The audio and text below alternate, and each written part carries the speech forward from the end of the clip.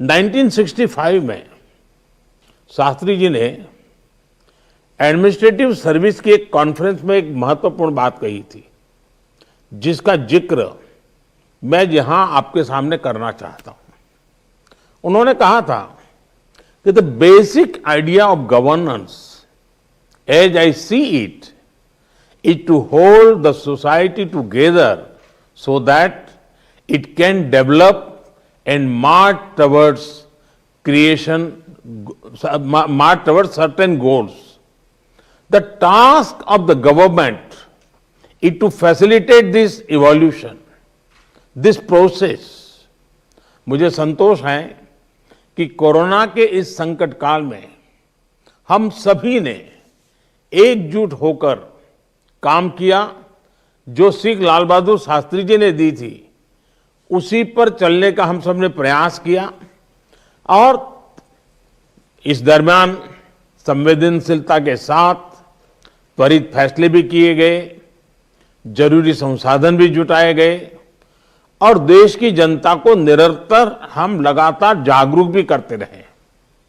और आज इसी का परिणाम है कि भारत में कोरोना का संक्रमण वैसा नहीं है और न ही वैसा फैला है जैसा दुनिया के अन्य देशों में हमने देखा है। जितनी घबराहट और चिंता 7-8 महीने पहले देशवासियों में थी, अब लोग उससे बाहर निकल चुके हैं। ये अच्छी स्थिति है, लेकिन केयरलेस न हो जाए, ये भी हमें चिंता करनी है। देशवासियों में बढ़ते विश्वास का प्रभाव आर्थिक गतिविधियों पर भी सकारात्मक रूप से दिखाई दे रहा है। मैं आपके राज्य प्रशासन की भी दिन रात जुटे रहने के लिए प्रशंसा करता हूं।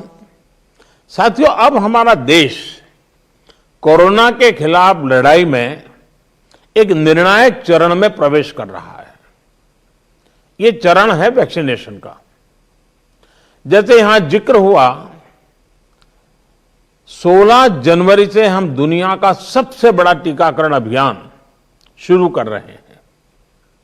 ये हम सभी के लिए गौरव की बात है कि जिन 2 वैक्सीन को इमरजेंसी यूज ऑथराइजेशन दिया गया है, वो दोनों ही मेड इन इंडिया है।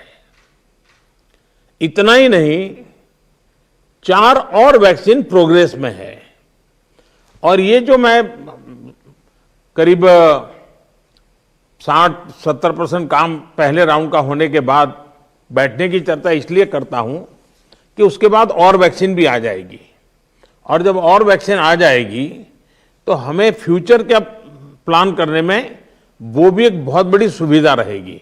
और इसलिए सेकंड पार्ट इसका जो है, जो हम 50 से ऊपर वालों के लिए जाने वाले हैं, तब तक शायद हमारे पास और भी कुछ वैक्सीन आने की संभावनाएं हैं। साथियों, देशवासियों को एक प्रभावी वैक्सीन देने के लिए हमारे एक्सपर्ट्स ने हर प्रकार की सावधानियां बरती हैं और अभी साइंटिफिक कम्युनिटी की तरफ से विस्तार से हमें बताया भी गया है। और आपको मालूम होगा, मैं इस विषय में जब भी मुख्यमंत्रियों के साथ बात हुई, मैंने हमेशा एक ही जवाब दिया था कि इस विषय में हम जो भी निर्णय करना होगा वो साइंटिफिक कम्युनिटी जो कहेगी वो ही हम करेंगे। साइंटिफिक कम्युनिटी को ही हम फाइनल वर्ड मानेंगे और हम उसी प्रकार चलते रहे हैं।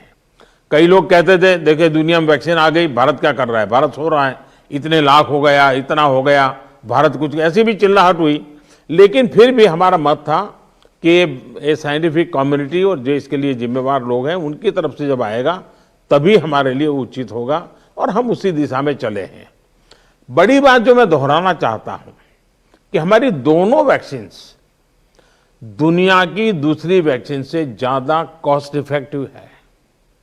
हम कल्पना कर सकते हैं, अगर भारत को कोरोना टीकाकरण के लिए विदेशी वैक्सीन पर पूरी तरह निर्भर रहना पड़ता तो हमारे क्या हालत होते, कितनी बड़ी मुश्किल होती, हम उसका अंदाज लगा सकते हैं। ये वैक्सीन भारत की स्थितियां और परिस्थितियों को देखते हुए निर्मित की गई है। भारत के टीकाकरण का जो अनुभव है, जो दूर सुदूर क्षेत्रों तक पहुंचने की व्यवस्थाएं हैं, वो कोरोना वैक्सीनेशन कार्यक्रम में बहुत उपयोगी सिद्ध होने वाली है। साथियों, आप सभी राज्यों के साथ सलाह मशवरा करके ही ये तय किया गया है कि टीकाकरण अभियान की शुरुआत में किसे प्राथमिकता दी जाएगी।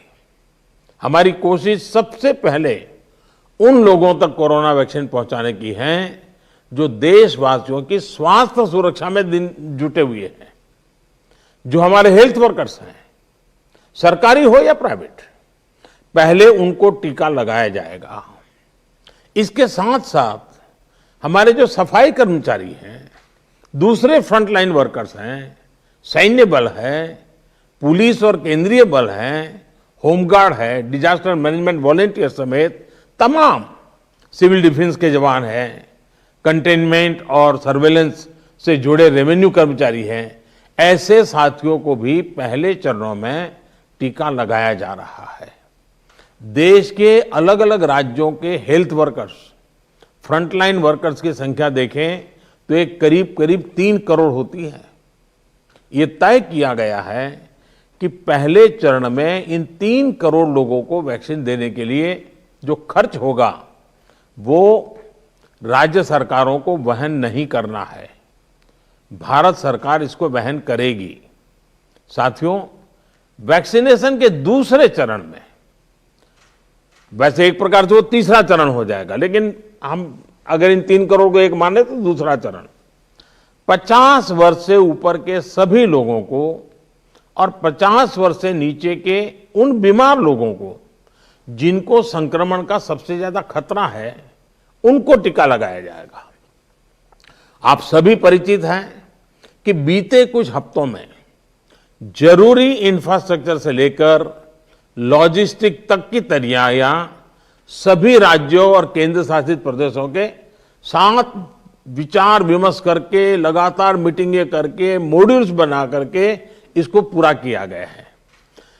देश के लगभग हर जिले में ड्राई रन्स भी पूरे हो चुके हैं। इतने बड़े देश में सभी जिलों में ड्राई रन्स हो जाना, ये भी अपने आप में हमारी काफी बड़ी कैपेबिलिटी को दिखाता है। हमारी जो नई तैयारियां हैं, जो कोविड के एसओपीज हैं, उनको अब हमें अपने पुराने अनुभवों के साथ जोड़ना है। भारत में पहले से ही अनेक यूनिवर्सल इम्यूनाइजेशन प्रोग्राम ऑलरेडी चल रहे हैं, हमारे लोग बड़ी सफलतापूर्वक कर भी रहे हैं। मिशंस रूबेला जैसी बीमारियों के खिलाफ भी व्यापक कैंपेन हम लोग चला चुके हैं।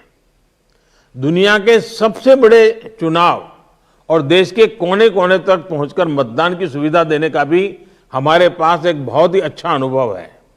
इसके लिए जो बूथ स्तर की रणनीति हम बनाते हैं, उसी को हमें यहां भी प्रयोग में लाना है।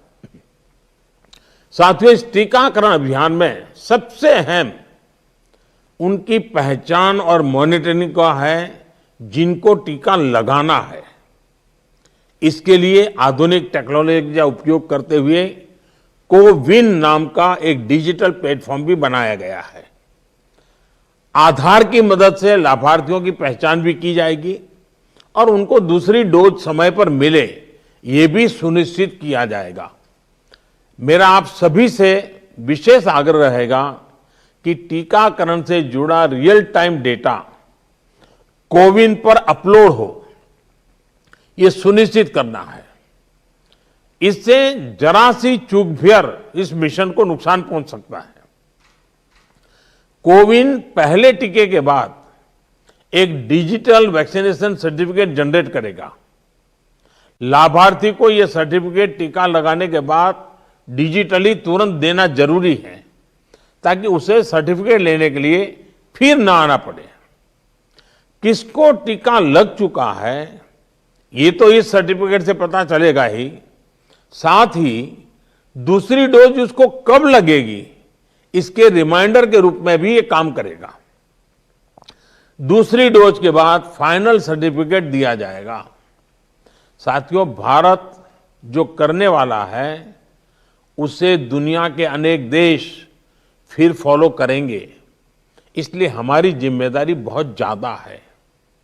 एक और अहम तथ्य है जिसका हमें ध्यान रखना है। दुनिया के 50 देशों में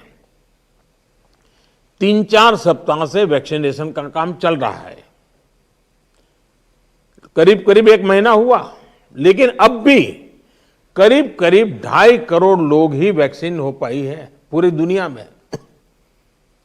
उनकी अपनी तैयारियां हैं, उनका अपना अनुभव है, उनका सामर्थ्य है, वो अपने तरीके से कर रहे हैं। लेकिन अब भारत में हमें अगले कुछ महीनों में ही लगभग 30 करोड़ आबादी के टीकाकरण का लक्ष्य हासिल करना है। इस चुनौती का पूर्वानुमान लगाते हुए ही बीते महीनों में भारत ने बहुत व्यापक तैयारियां की हैं। कोरोना की वैक्सीन से अगर किसी को कुछ असहजता होती है तो उसके लिए भी जरूरी प्रबंध किए गए हैं। यूनिवर्सल इम्यूनाइजेशन प्रोग्राम में पहले से ही इसके लिए एक मैकेनिज्म हमारे पास रहता है। कोरोना टीकाकरण के लिए इसको और मजबूत किया गया है। साथियों, वैक्सीन और टीकाकरण की इन बातों के बीच हमें यह भी याद रखना है कि कोविड से जुड़े जो प्रोटोकॉल हम फॉलो करते आ रहे हैं, उनको इस पूरी प्रक्रिया के दरमियान भी बनाए रखना है। थोड़ा सा भी लूजनेस नुकसान कर सकता है। और यही नहीं, जिनको टीका लगाया जा रहा है वो भी संक्रमण को रोकने के लिए जो सावधानियां हम लेते रहे हैं उनको फॉलो करते रहे। ये सुनिश्चित करना ही होगा। एक और बात जिस पर हमें बहुत गंभीरता से काम करना है, हर राज्य, हर केंद्र शासित प्रदेश को ये सुनिश्चित करना होगा कि अफवाहों पर, वैक्सीन से जुड़े अपप्रचार को कोई हवा न मिले। इफ्स और बट्स से बात नहीं होनी चाहिए। देश और दुनिया के अनेक स्वार्थी तत्व हमारे इस अभियान में रुकावट डालने की कोशिश कर सकते हैं। कॉरपोरेट कंपटीशन भी इसमें आ सकती है। कंट्री का प्राइड के नाम से भी आ सकता है। बहुत सी चीजें हो सकती हैं। ऐसी हर कोशिश को देश के हर नागरिक तक सही जानकारी पहुंचाकर हमें नाकाम करना है। इसके लिए हमें धार्मिक और सामाजिक संस्थाओं, NYK हो, NSS हो, सेल्फ हेल्प ग्रुप्स हो, प्रोफेशनल बॉडीज हो, रोटरी, लायंस क्लब जैसे संस्थाएं हो, रेड क्रॉस जैसी संस्थाएं हो, इन सबको हमने साथ जोड़ना है। जो हमारी रूटीन स्वास्थ्य सेवा है, जो दूसरे टीकाकरण अभियान, वो भी ठीक से चलते रहें, इसका भी हमने ध्यान रखना है। क्योंकि हमें मालूम है कि हम 16 को शुरू कर रहे हैं, लेकिन हमारी 17 को एक रूटीन वैक्सीन का भी डेट है। तो इसलिए हमारा जो रूटीन वैक्सीन का काम चलता है वो भी कहीं डैमेज नहीं होना चाहिए। आखिरी में एक और गंभीर विषय के बारे में आपसे जरूर बात करना चाहता हूं। देश के 9 राज्यों में बर्ड फ्लू की पुष्टि हुई है। ये राज्य हैं केरला, राजस्थान, हिमाचल प्रदेश, गुजरात, हरियाणा, उत्तर प्रदेश, मध्य प्रदेश, दिल्ली और महाराष्ट्र। बर्ड फ्लू से निपटने के लिए पशुपालन मंत्रालय द्वारा कार्य योजना बनाई गई है, जिसका तत्परता से पालन आवश्यक है। इसमें डिस्ट्रिक्ट मजिस्ट्रेट की भी बड़ी भूमिका है। मेरा आग्रह है कि प्रभावित राज्यों के मुख्यमंत्री साथी भी मुख्य सचिवों के माध्यम से सभी डिस्ट्रिक्ट मजिस्ट्रेट का मार्गदर्शन करें। जिन राज्यों में अभी बर्ड फ्लू नहीं पहुंचा है, वहां की राज्य सरकारों को भी पूरी तरह सतर्क रहना होगा। हमें सभी राज्यों, स्थानीय प्रशासन को वाटर बॉडीज के आसपास, पक्षी बाजारों में, जू में, पोल्ट्री फार्म इत्यादि पर निरंतर निगरानी रखनी है, ताकि पक्षियों के बीमार होने की जानकारी प्राथमिकता पर मिले। बर्ड फ्लू की जांच के लिए जो लेबोरेटरीज हैं, वहां समय पर सैंपल भेजने सही स्थिति का जल्दी पता लगेगा और स्थानीय प्रशासन भी उतनी ही तेजी से कार्रवाई कर पाएगा। वन विभाग हो, स्वास्थ्य विभाग, पशुपालन विभाग के बीच जितना अधिक कोऑर्डिनेशन होगा, उतनी ही तेजी से हम बर्ड फ्लू के नियंत्रण में सफल होंगे। बर्ड फ्लू को लेकर लोगों में अफवाहें न फैलें, इसे भी हमें देखना होगा। मुझे पूरा विश्वास है कि हमारे एकजुट प्रयास हर चुनौती से देश को बाहर निकालेगा। मैं फिर एक बार आप सबका बहुत आभारी हूं और 60% काम होने के बाद हम दोबारा एक बार बैठ करके रिव्यू करेंगे। उस समय जरा विस्तार से भी बात करेंगे और तब तक कुछ नई वैक्सीन आ जाए तो उसको भी हम संज्ञान में लेकर के आगे की अपनी रणनीति बनाएंगे। बहुत बहुत धन्यवाद आप सबका।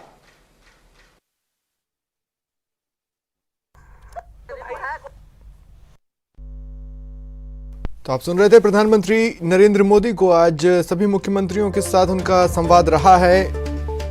16 जनवरी से मिशन वैक्सीनेशन शुरू हो जाएगा फेज वाइज। तो वैक्सीन को लेकर, वैक्सीनेशन की प्रोसेस को लेकर प्रधानमंत्री नरेंद्र मोदी देश के साथ कुछ बातें साझा कर रहे थे।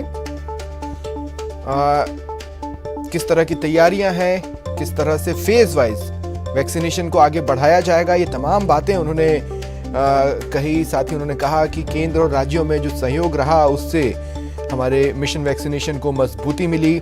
संवाद अहम था और उसे कायम रखा गया। टीकाकरण के लिए प्राथमिकता तय है और इसीलिए फेज वाइज इसे रखा गया है। पहले चरण में हेल्थ वर्कर्स और स्वास्थ्यकर्मी जो हैं, सेहत के सिपाही जिन्हें कहते हैं, वो वैक्सीन लगवाएंगे। साथ ही उन्होंने कहा कि जो 2 वैक्सीन फिलहाल अवेलेबल हैं वो दोनों ही वैक्सीन भरोसेमंद हैं। अफवाहों पर ध्यान न दें, ये भी प्रधानमंत्री नरेंद्र मोदी ने अपील की। तो ये एक बड़ा संवाद, एक बड़ा संबोधन प्रधानमंत्री नरेंद्र मोदी का रहा है। कई सारी बातें कही कि देश में ये जो बनी वैक्सीन है ये हमारी कैपेबिलिटीज को, कैपेसिटी को बताती है। साथ ही उन्होंने ये भी कहा कि कुछ लोगों ने बार बार सवाल जरूर उठाए लेकिन उस ओर ध्यान नहीं देना है। अफवाहों से बचना होगा। वो लोग जो ये कह रहे थे कि उस देश में या फलाने देश में वैक्सीन आ चुकी है, हमारे यहाँ क्यों ऐसा नहीं हो रहा है, तो प्रधानमंत्री ने कहा कि हम पहले से ही इस बात को लेकर पक्के थे, स्पष्ट थे कि जो साइंटिफिक कम्युनिटी कहेगी उसी की सुनेंगे। तो ये प्रधानमंत्री नरेंद्र मोदी का एक बड़ा संबोधन रहा और मिशन वैक्सीनेशन को लेकर उन्होंने बात की। संक्रमण के हालात पर उन्होंने बात की। तमाम बातें जो उन्होंने कही हैं वो ग्राफिक्स में भी आप देख पा रहे हैं। 16 जनवरी से दुनिया का सबसे बड़ा टीकाकरण अभियान हम शुरू करने जा रहे हैं। ये हम सभी के लिए गौरव की बात है। जिन 2 वैक्सीन को इमरजेंसी यूज की मंजूरी मिली वो दोनों मेड इन इंडिया हैं। 4 और वैक्सीन प्रोसेस में, यानी आने वाले समय में कुछ और भी वैक्सीन हैं जो कि आएंगी। जब और वैक्सीन आ जाएंगी तब हमें फ्यूचर की प्लानिंग करने में बहुत सुविधा होगी, प्रधानमंत्री ने ये कहा। उन्होंने ये भी कहा कि सभी वैक्सीन जो दुनिया में अवेलेबल है उनके हिसाब से, उनके लिहाज से, उनके कंपैरिजन में हमारे देश की जो वैक्सीन है वो कॉस्ट इफेक्टिव है। साथ ही उन्होंने ये भी बताया कि अगर हमें विदेशी वैक्सीन पर निर्भर रहना पड़ता तो आप समझ सकते हैं कितनी परेशानियां आती। ड्राई रन को लेकर उन्होंने अपनी बात रखी। उन्होंने कहा कि अब टीकाकरण का जो अनुभव मिल चुका है, इस ड्राई रन के जरिए सुदूर इलाकों तक पहुंचने की सुविधाएं पूरी तरह डेवलप हो चुकी हैं, जो कि टीकाकरण के लिए जरूरी है। सबसे पहले लगभग 3 करोड़ वो लोग जो हेल्थ वर्कर्स हैं या फ्रंट लाइन वर्कर्स हैं, वॉरियर्स हैं, उन्हें तरजीह दी जाएगी। इसके बाद 50 साल से ज्यादा उम्र वाले लोग और गंभीर बीमारियों से जूझ रहे 50 साल से कम उम्र के लोगों को वैक्सीन लगाई जाएगी, जिनकी संख्या लगभग 27 करोड़ के आसपास बैठती है। 2 डोज होंगे। 28 दिन के अंतर पर ये दिए जाएंगे, पहले वैक्सीन फिर बूस्टर, तभी वैक्सीन का स्केड्यूल पूरा होगा। 60-70% काम पहले राउंड का होने के बाद बैठने की चर्चा इसलिए करता हूं कि उसके बाद और वैक्सीन भी आ जाएगी, और जब और वैक्सीन आ जाएगी तो हमें फ्यूचर का प्लान करने में वो भी एक बहुत बड़ी सुविधा रहेगी। और इसलिए सेकंड पार्ट इसका जो है, जो हम 50 से ऊपर वालों के लिए जाने वाले हैं, तब तक शायद हमारे पास और भी कुछ वैक्सीन आने की संभावनाएं हैं। साथियों, देशवासियों को एक प्रभावी वैक्सीन देने के लिए हमारे एक्सपर्ट्स ने हर प्रकार की सावधानियां बरती हैं, और अभी साइंटिफिक कम्युनिटी की तरफ से विस्तार से हमें बताया भी गया है। और आपको मालूम होगा, मैं इस विषय में जब भी मुख्यमंत्रियों के साथ बात हुई, मैंने हमेशा एक ही जवाब दिया था कि इस विषय में हम जो भी निर्णय करना होगा वो साइंटिफिक कम्युनिटी जो कहेगी वो ही हम करेंगे। साइंटिफिक कम्युनिटी को ही हम फाइनल वर्ड मानेंगे, और हम उसी प्रकार चलते रहे हैं। कई लोग कहते थे, देखिए दुनिया में वैक्सीन आ गई, भारत क्या कर रहा है, भारत सो रहा है, इतने लाख हो गया, इतना हो गया, भारत कुछ, ऐसी भी चिल्लाहट हुई। लेकिन फिर भी हमारा मत था कि ये साइंटिफिक कम्युनिटी और जो इसके लिए जिम्मेवार लोग हैं उनकी तरफ से जब आएगा तभी हमारे लिए उचित होगा, और हम उसी दिशा में चले हैं। बड़ी बात जो मैं दोहराना चाहता हूं